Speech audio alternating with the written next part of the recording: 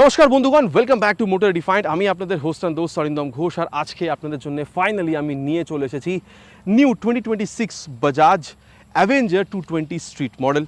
Title thumbnail থেকে আপনারা already বুঝে নিয়েছেন, ভিডিওতে আজকে আপনাদের সাথে এই বাইকটার একটা ডিটেল রাইড রিভিউ শেয়ার করবো। কিন্তু শুধুমাত্র রাইডই নয়, এই মডেলটা কিন্তু আগেও ছিল ইন্ডিয়ান মার্কেটে, ডিসকন্টিনিউ করা হয়েছে, আবার এটাকে ইন্ডিয়ান মার্কেটে নিয়ে আসা হয়েছে। সো এই যে ডিসকন্টিনিউ থেকে কন্টিনিউর মধ্যে এখানে কী চেঞ্জ এসেছে, কত আপনাকে এখন প্রাইস পে করতে হবে, ফিচার স্পেসিফিকেশন, প্রাইস হোক বা মাইলেজ, এভরিথিং ইন ডিটেল এখানে আমরা ডিসকাশন করবো।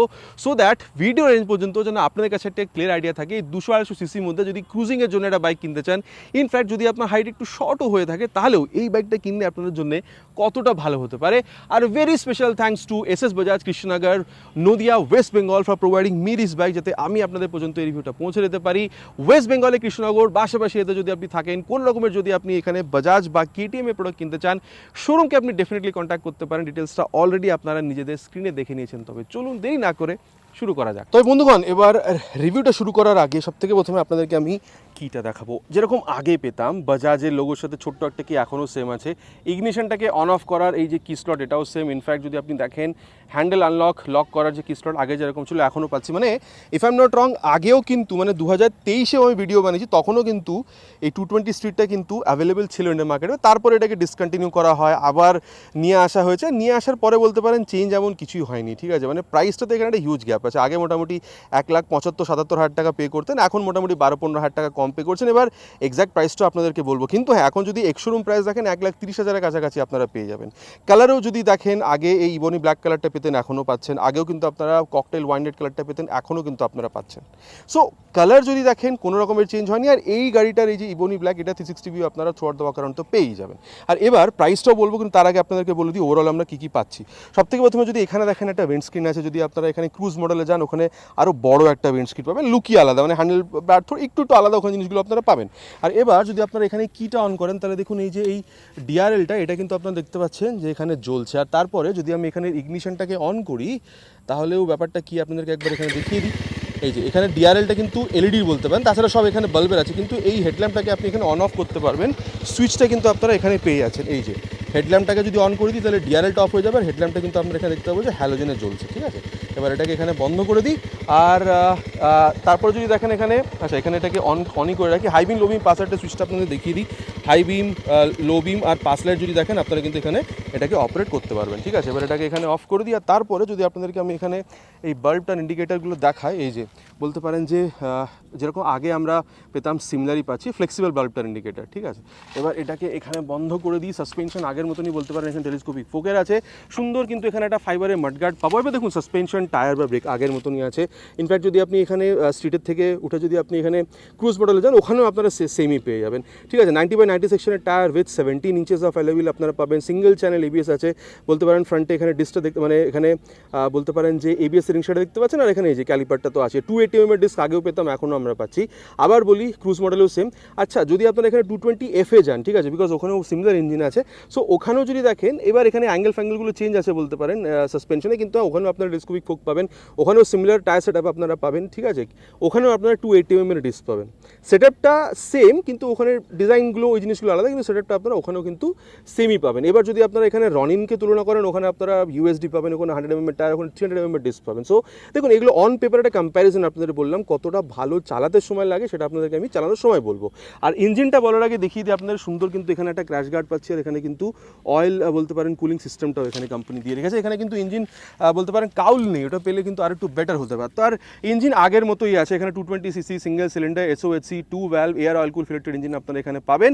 ডিটিএসআই আগেও ছিল, এখনও আপনারা পাবেন। আর পাওয়ার টর্ক যদি দেখেন, আগের মতনই আছে, 19.03 PS পাওয়ার, আর বলতে পারেন 17.55 নিউটন-মিটার টর্ক। এবার যদি আপনি এখানে 220-র সাথে কম্পেয়ার করেন, বিকজ 220 স্ট্রিট হোক বা বলতে পারেন এখানে যদি আপনি 220 ক্রুজ দেখেন, সিমিলার পাওয়ার টর্কই আপনারা পাবেন। কিন্তু 220F-এ যদি চলে যান, বিকজ ওখানেও সিমিলার ইঞ্জিন পাবেন, কিন্তু ওখানে পাওয়ারটা 20.9 PS, মোটামুটি বলতে পারেন 2 PS মতন বেশি আছে।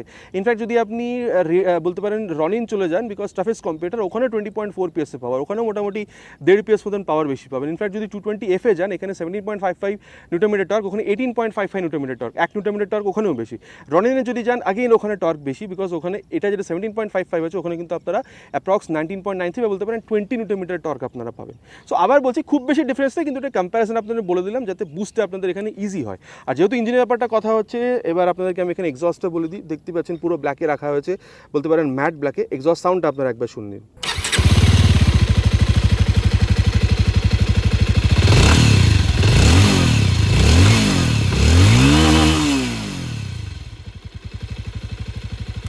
কীরকম লাগলো এক্সস্ট সাউন্ডটা নিচে কিন্তু কমেন্ট করে প্লিজ জানাবেন। আর এখানে দেখতে পাচ্ছেন জুতো আপনাদের অসুবিধা হবে না, এখানে কিন্তু একটা সাপোর্ট পাবেন। আর আবার কিটা এখানে একবার অন করি যাতে রিয়ার ভিউটা আপনাদের এখানে আমি একবার দেখিয়ে দিতে পারি।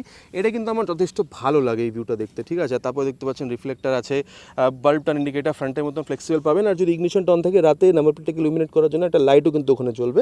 আর সুন্দর বলতে পারেন এখানে একটা মাডগার্ড আছে, কাদামাটির থেকে আপনার খুব একটা প্রবলেম এখানে হবে না। আর তারপরে যদি এখানে টায়ার দেখেন 130/90 সেকশনের tyre with 15 inches of alloy wheel পাবেন। আর স্ট্রিটের থেকে যদি আপনারা ক্রুজে যান ওখানেও সেম, কিন্তু যদি আবার আপনি 220F যান ওখানে 120 mm টায়ার, সো এখানে একটু better.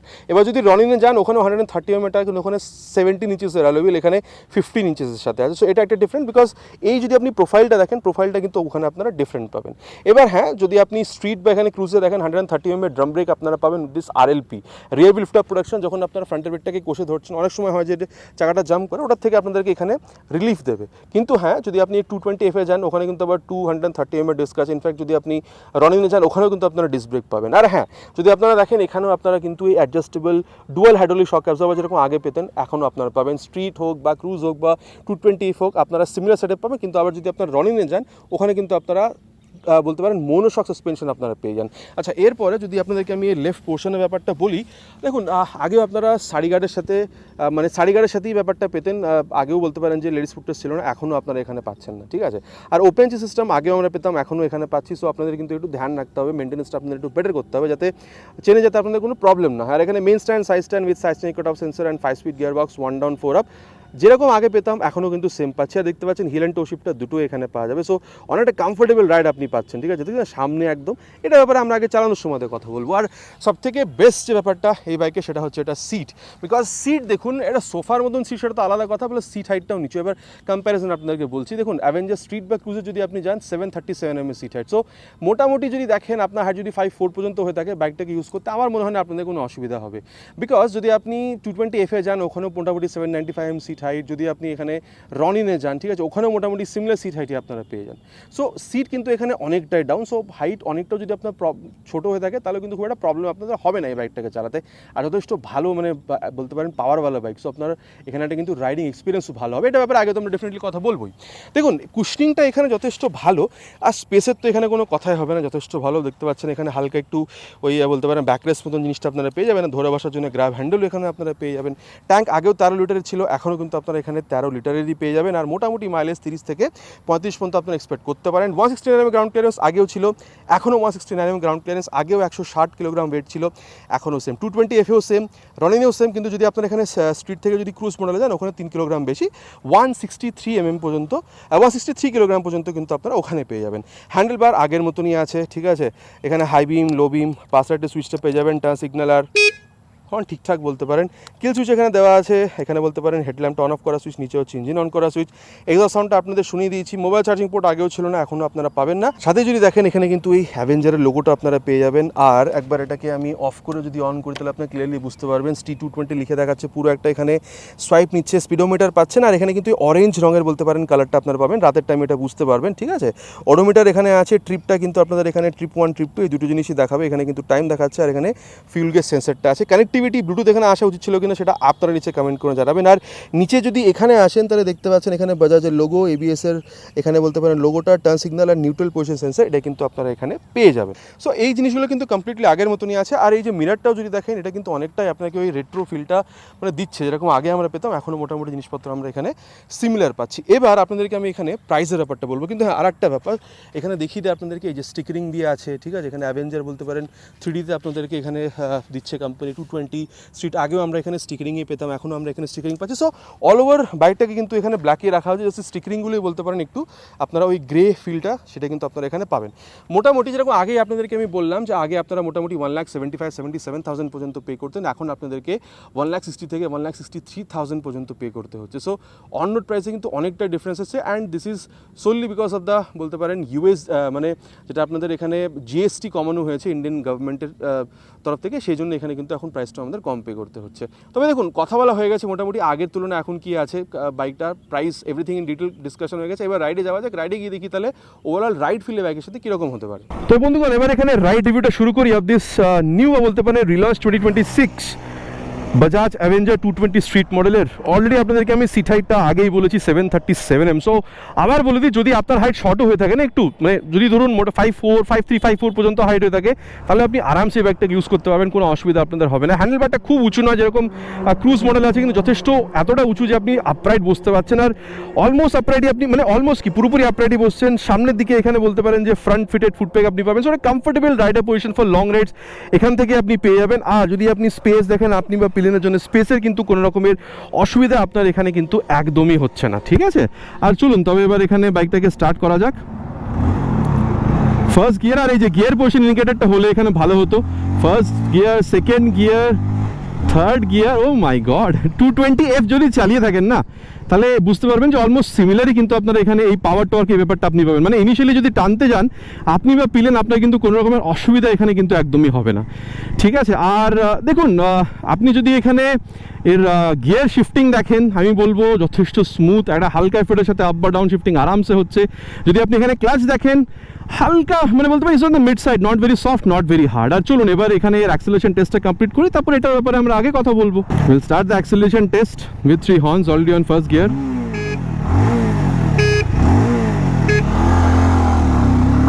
Little slow launch, second gear,